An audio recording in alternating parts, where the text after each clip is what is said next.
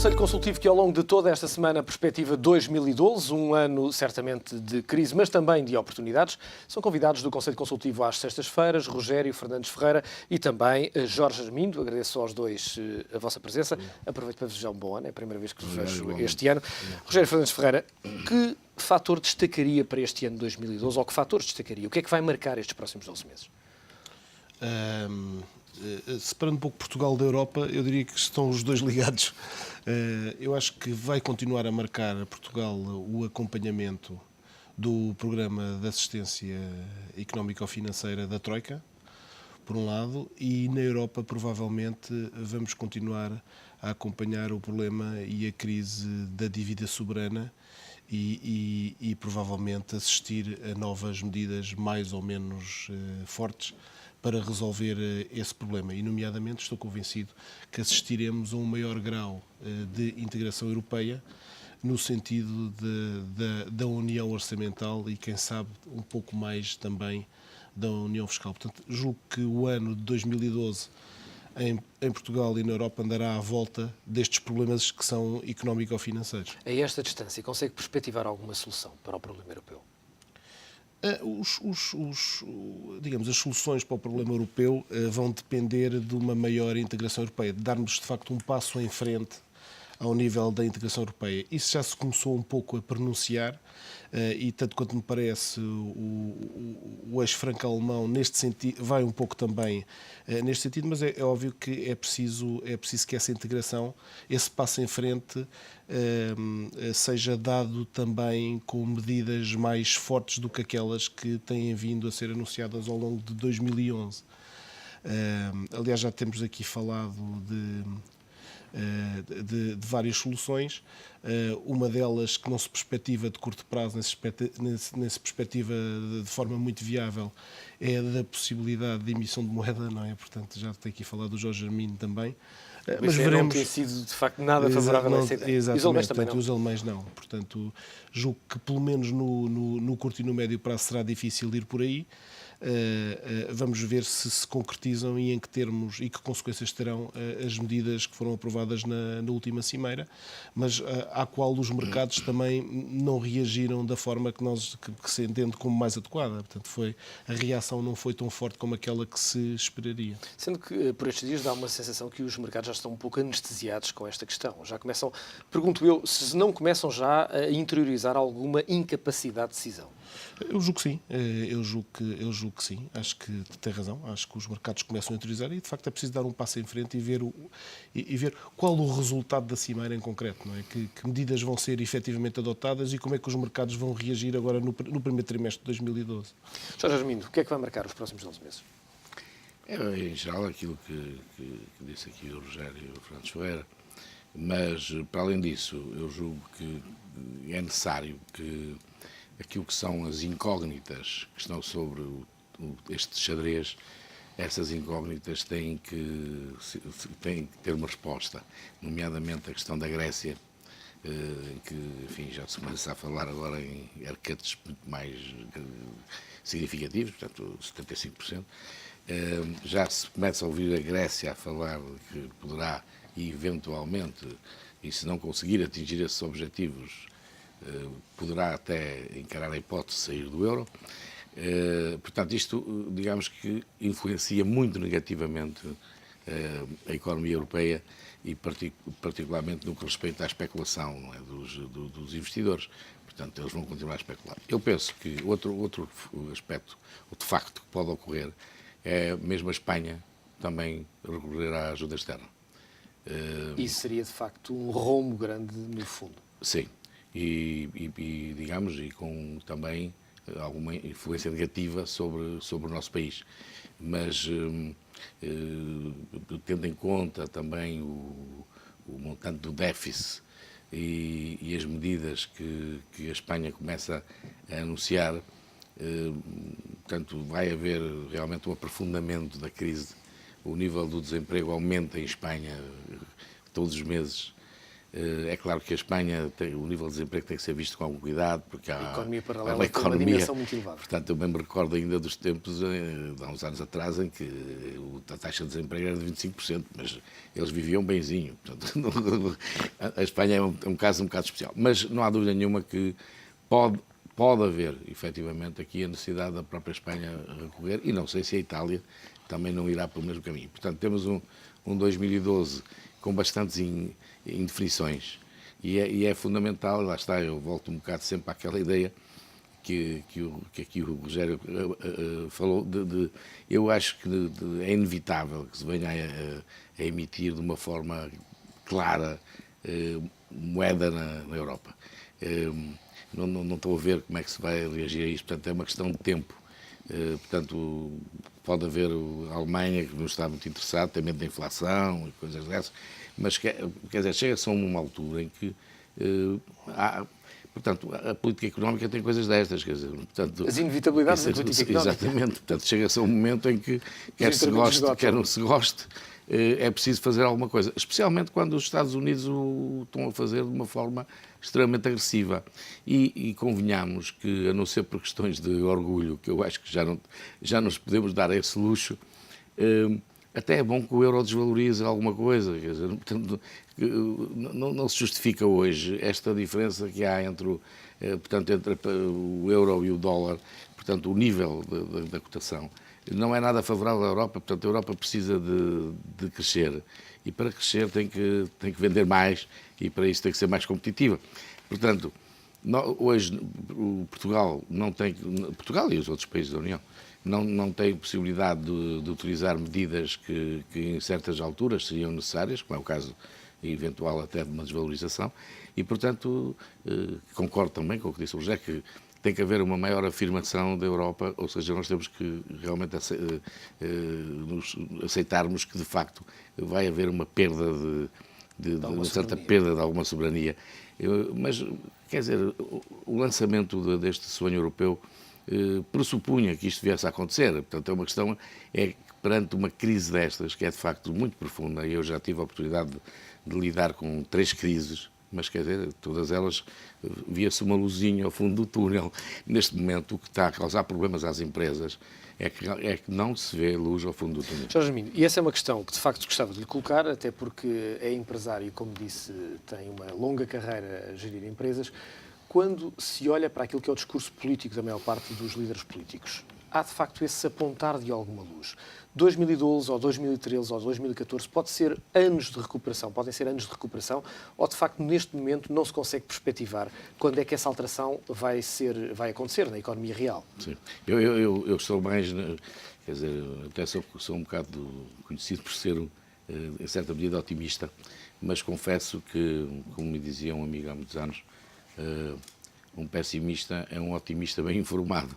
Portanto, eu tendo a pensar que realmente 2012 vai ser um ano muito difícil, ainda, digamos, com uma descida ainda não batemos das condições, ainda não batemos totalmente no fundo.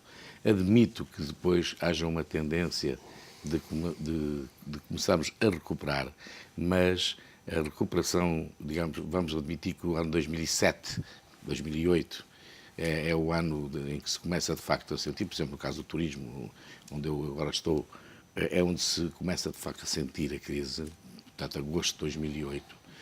O regresso a esses números, ou seja, regressar a 2007, eu penso que não vamos conseguir dentro dos próximos 4 anos. Ou seja, estamos a falar basicamente 7 anos de crise. Sim, portanto, é uma crise muito profunda, está a afetar fortemente as empresas e, portanto, o que é também para nós uma incógnita é se o Governo, depois e compreendemos perfeitamente que tenha sido necessário, portanto, ter uma política muito firme de tentar, inclusivamente, dar a nossa imagem de credibilidade, portanto, atingir o montante do déficit, neste caso vamos estar abaixo do que era previsível. Isto era muito importante, mas o Governo, e esperemos que assim seja, tem que olhar para a questão do crescimento, porque as empresas não aguentam muito mais tempo esta pressão no sentido negativo. Portanto, nós vamos continuar a assistir ao aumento do desemprego, nós vamos, portanto, corremos o risco de ter um déficit, não um déficit, portanto, uma taxa de crescimento, crescimento entre aspas, que será pior do que aquilo que até agora se admitiu. Apesar de já ter havido algumas correções, não é? Para pior, eu admito que se não se fizer nada para reativar a economia, nós podemos estar perante uma situação de taxas, portanto, de taxa de crescimento do PIB negativa em para lá, se calhar, dos 4,5%. E, portanto, é preciso aqui ter em conta que há setores da economia que são uma alavanca. Eu refiro-me concretamente à construção, ao setor da construção. Que está absolutamente paralisado. Completamente, com despedimentos em massa, que não são assim muito visíveis, que é preciso ver... Estamos a falar de muitas pequenas e médias empresas. Exatamente, também. Que estão a fechar, e outras, as grandes, as maiores, que também estão com seríssimos problemas e onde já o nível de desemprego é elevadíssimo. Só que há muito contrato a prazo, portanto, não há aquelas manifestações de desemprego que há numa indústria, onde as pessoas estavam mais estabilizadas no seu emprego. Mas, digamos, a fileira dos desempregados vai engrossando. Portanto, há aqui eu estou convencido que, quer dizer, as pessoas, com certeza, os que nos governam têm consciência destas coisas. Agora, tem que atuar, quer dizer, tem que haver, por exemplo, alguns meios financeiros têm que ser colocados à disposição para poder transformar passivos de curtíssimo prazo em médio e longo prazo. Reestruturar alguma dívida. Porque a economia alterou.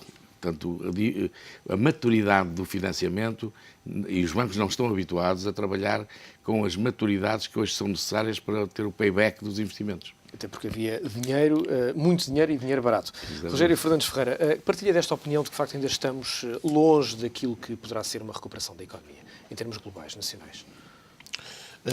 Partilho, aliás, pegando exatamente nisto que foi aqui dito.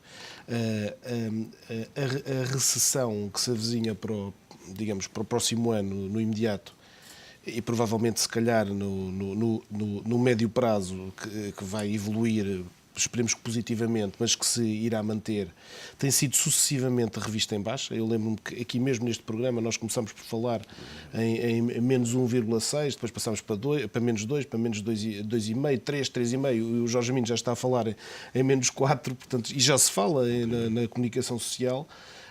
Portanto, vamos estar, de facto, perante um clima muito recessivo do ponto de vista económico, mas mais do que isso, num clima de uma enorme incerteza quanto ao próprio desempenho, quer da economia nacional, quer da própria economia europeia, da qual nós, e zona euro em especial, da qual nós também dependemos, quer quanto às nossas importações, quer quanto às nossas exportações. Portanto, partilho também desta observação de que é importante, numa primeira fase e no curto prazo, dar, de facto, alguma credibilidade, digamos, externa e também interna, eu diria, ao Estado português, e passa, obviamente, pelo cumprimento dos compromissos internacionais e do programa de assistência que nos comprometemos todos, e os diversos partidos e o anterior governo também.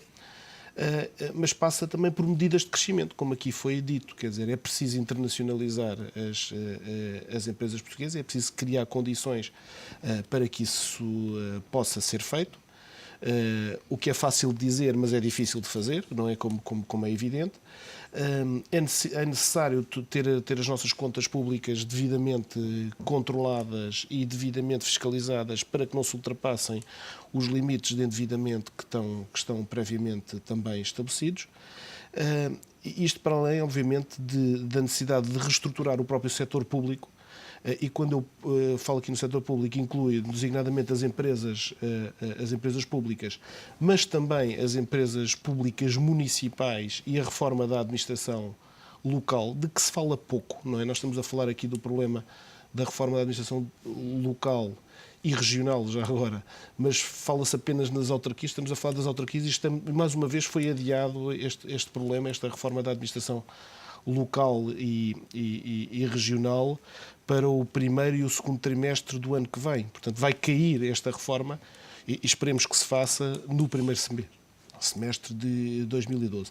E, por último, há necessidade, no meio disto, no meio disto haverá, de facto, menos poder de compra, menos qualidade de vida.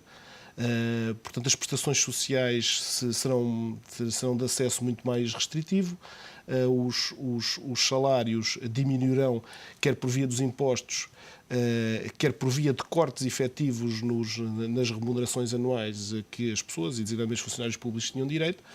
E, portanto, é preciso também olhar aos impostos e procurar redistribuir melhor a carga fiscal, e eu até acrescentaria a própria carga tributária, porque não estão em causa apenas aqui os impostos, estão em causa também aqui uma série de outros tributos que não são muitas vezes vistos da mesma forma, ou analisados da mesma forma, ou com um acesso tão fácil como nós temos aos impostos em geral.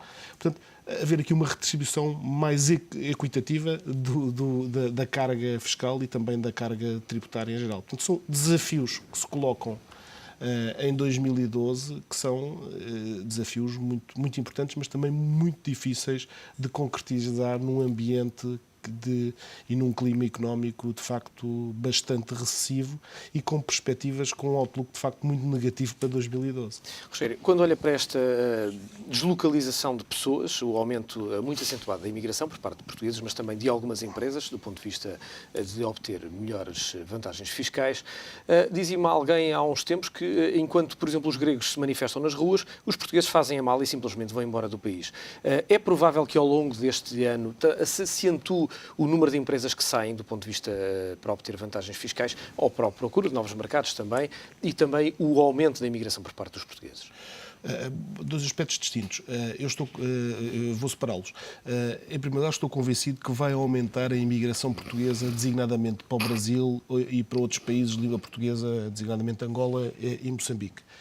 Acho que, apesar de tudo, não acho isso positivo em si mesmo, mas acho que, pelo menos, Portugal tem a sorte de ter estes países de língua e de história comum que nos permitem, que estão com um desenvolvimento económico, digamos, dos maiores existentes no mundo e que permitem, de facto, acolher, digamos, o emprego que Portugal não consegue dar neste momento.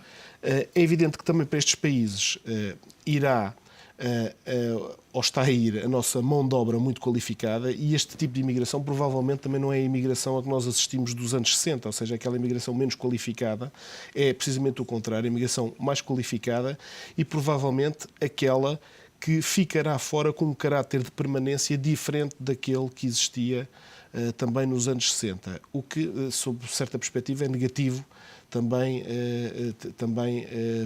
para o nosso país. Uma outra questão é a questão da internacionalização das empresas portuguesas. Tomáramos nós que as empresas portuguesas pudessem, de facto, internacionalizar com muita facilidade e tivessem capacidade para se internacionalizar e atuar noutros mercados. E já não estou a falar no mercado europeu, estou a falar noutros mercados mesmo, designadamente no mercado brasileiro, da América Latina, mercados africanos, etc. Portanto, tudo o que se faça ou possa fazer no sentido de apoiar e de dar o enquadramento político, legislativo e administrativo para que isso possa suceder, o que é positivo. E é natural que aconteça.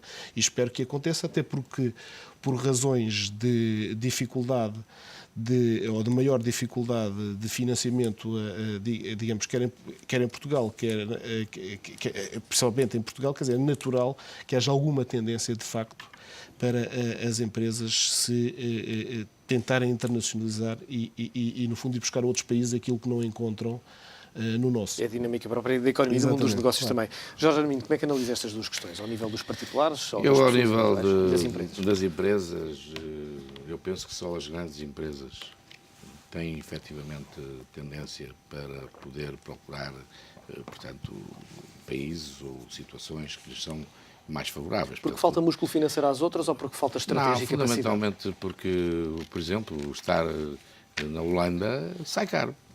Portanto, compensa, do ponto de vista fiscal, para as empresas que têm, de facto, uma certa dimensão e que estão na zona dos lucros. Agora, temos que ver que realmente, infelizmente, não é isso que acontece na grande maioria das empresas portuguesas. Preciso não esquecer que 97% ou 98% do nosso tecido empresarial é de pequenas e médias empresas. E, portanto, não acredito que haja nenhuma corrida para o exterior. Acho que, portanto, os movimentos, aliás, o caso concreto que está na mesa neste momento, não é mais nem menos do que já outros grupos fizeram anteriormente. Portanto, digamos que o facto de ser agora um ato mais isolado acabou por estar a pôr nos jornais, enfim, a dar uma grande visibilidade à operação feita pela Jerónimo Martins. Mas temos que ver que isso é, digamos, é legal, é perfeitamente natural e já foi feito. Agora, já só para responder à questão já voltamos a esse da imigração. Eu, de facto, penso que sim, estou de acordo com o que disse o Rogério. Eu acho que vamos ter, especialmente jovens, a ir para o exterior, jovens que e penso que uma grande maioria são recém-licenciados, não estão ainda com a sua vida familiar estabilizada. Portanto, pode acontecer, e eu julgo que acontecerá, cada vez mais, face à globalização, face à realidade que é, e até positiva, de muitos jovens estarem espalhados por universidades europeias a fazer cursos de pós-graduação, a trabalhar em multinacionais. Portanto, vamos ter aqui casamentos de portugueses e portuguesas com outras nacionalidades e, portanto, não vamos ter uma imigração semelhante, nem de perto nem de longe, àquilo que foi os anos anteriores, com que tínhamos as remessas dos imigrantes e tudo isso. Quer dizer, temos aqui algo de muito diferente e que, a longo prazo, será negativo para nós, tendo em conta também a taxa de natalidade que é baixa e que está com tendência ainda para reduzir. Eu faço aqui um parêntese, já voltamos a essa questão. Há pouco falava da questão da Jerónimo Martins, que por estes dias foi muito noticiada. Do ponto de vista absolutamente racional, é diferente uma empresa escolher este país ou o outro, seja ela a Jerónimo Martins ou outro país ou outra empresa qualquer, ou quando um de nós escolhe abastecer o carro de combustível aqui em Portugal ou em Espanha porque o preço é mais barato? Ou colocando a questão de outra maneira, não é absolutamente racional e legítimo que o empresário faça essa escolha? Especialmente porque a lei o permite. Quer dizer, portanto, não vejo que o empresário tem que procurar encontrar, digamos, a melhor situação para os stakeholders. Neste caso concreto, a empresa não deixa de ser portuguesa, quer dizer, portanto, o que está aqui em causa é apenas a holding familiar, portanto, o acionista. Não tem a ver com o local onde se produz o resultado. Portanto, o Jerónimo Martins continuará a pagar impostos em Portugal e há aqui, com certeza, algum benefício do ponto de vista dos acionistas. Portanto, E porquê a Holanda? Porque a Holanda é um país, um país europeu, portanto, não é um offshore, é um país onde há realmente uma fiscalidade mais favorável, especialmente para quem não é residente na Holanda. Portanto, esse aqui é um caso importante. E assim como a Irlanda, não é? E até mesmo a Inglaterra, por exemplo, a Suíça, onde se pode negociar com o fisco, até se pode negociar com o próprio fisco, portanto, aquilo que se vai pagar. Portanto, é natural que assim seja. Portanto, o que é que isto aconselha? Mais uma vez, a questão de haver uma maior união ao nível europeu. Portanto, devia haver uma normalização, não é, fiscal. E eu não vejo que a normalização fiscal seja assim tão difícil de atingir. Embora a Irlanda, quando foi pressionada pela Alemanha relativamente ao empréstimo, mesmo assim a Alemanha não conseguiu que a Irlanda aumentasse os impostos. Pois. E estava sob fogo. E provavelmente o caminho não é aumentar os impostos, quer dizer, provavelmente o caminho é realmente criar uma situação em que não haja, em que as empresas não se sintam motivadas a ir para outros países. Veja, por exemplo, basta pensar em Espanha, por causa do IVA. Quer dizer, com a diferença que há entre o IVA em Portugal e o IVA em Espanha, é benéfico ter uma empresazinha em Espanha. Quer dizer, portanto, e aqui já não estamos a falar dos sócios, aqui já estamos a falar, efetivamente, mesmo da parte operacional. Exatamente. Ou seja, é melhor deixar algum imposto, algum IVA em Espanha, do que pagá-lo em Portugal. E, portanto, se fizermos aqui uma operação em que há exportações da Espanha para Portugal e com a questão da neutralização, portanto, vamos aqui o Rogério que é especialista nessa área, mas de Conseguem-se facto... ganhos imediatos apenas do ponto de vista operacional. Há pequenos ganhos, portanto, há uma arbitragem que nos é desfavorável. Rogério, quer acrescentar claramente alguma coisa sobre esta questão? Quero, já agora quero. Para dizer, de facto, esta última questão que o Jorge Armindo aqui referiu é absolutamente crucial. Quer dizer, Portugal não vive à margem da Europa e muito menos vive à margem de Espanha. Aliás, Portugal é o único país que, para ter acesso à Europa, tem que passar por cima de outro. Portanto, tem que passar por cima de Espanha. Isto justifica, outros desígnios portugueses de deslocação para o lado esquerdo e para o mar e para os descobrimentos, etc. Mas, à parte disso, quer dizer, Portugal não pode esquecer que está dentro da Europeia, tem ao lado um vizinho que é economicamente muito superior e também territorialmente muito superior, e tem, digamos, tem uma faixa relativamente curta relativamente à sua fronteira. E, portanto, a taxa do IVA não é assim, uma coisa que seja muito indiferente a Portugal. Por uma razão simples, precisamente por estas razões que aqui indico. Eu advogaria uma solução que chegou, aliás, a ser pensada por estas alturas e, aliás, a ser sugerida por um eminente professor de Coimbra, que é o professor Xavier de Basto, que é a solução da taxa única do IVA em Portugal, que permitiria reduzir a taxa normal de 23, provavelmente, para 19, aumentando e, portanto, eliminando a taxa reduzida e a taxa intermédia. Portanto, o que implicaria para a generalidade dos produtos um abaixamento da taxa e ainda implicaria, por sua vez, um aumento da receita global decorrente do IVA. E mais do que isso, a possibilidade, se necessário, termos aqui um instrumento no futuro, a possibilidade de o aumentar em caso de necessidade e por razões também de consolidação orçamental. Dir-me-á que eu estou a dizer é, do ponto de vista político e social, difícil, com certeza que é, mas, de facto, para resolver os problemas decorrentes deste aumento, que em termos percentuais é grande, mas que em termos relativos, de produto a produto, não é, em termos absolutos, não é assim tão grande como se possa pensar. Podia ser compensado de outra maneira. Poderia ser compensado por outras vias e permitindo precisamente aproximar a taxa portuguesa da taxa espanhola.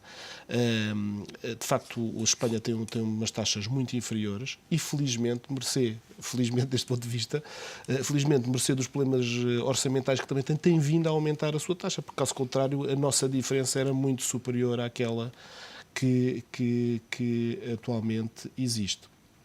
Do ponto de vista do automóvel, já agora, aí o problema é um bocadinho diferente, porque nós não somos praticamente produtores, portanto, enquanto que Espanha é. E, portanto, de facto, temos esta desvantagem de termos um país que produz veículos automóveis ao lado. Nós estamos numa situação muito mais parecida neste aspecto com a Dinamarca, que está mais longe, ou com a Grécia. Mas, de facto, isto para resumir, não estamos isolados, nenhum país da Europa está isolado do ponto de vista fiscal e o ideal era esta solução, era que se conseguisse chegar a um consenso que permitisse, de facto, alguma transversalidade e alguma harmonização maior ao nível da tributação direta, que não tem conseguido e cada vez é mais difícil com a regra da unanimidade e com o alargamento da União Europeia a outros países. Lá está o tal passo em frente que é preciso dar também de integração e que esperemos que, digamos, a curto e médio prazo se possa de facto dar um avanço para resolver outros problemas que são muito mais graves, como é o da crise da dívida soberana, não é? Jorge Armindo, permite só aqui um exemplo muito prático. Eu fui a Espanha ontem e almocei em Portugal e jantei em Espanha. E por aqui vou-me a refletir 8% em Espanha, de IVA, 23% em Portugal.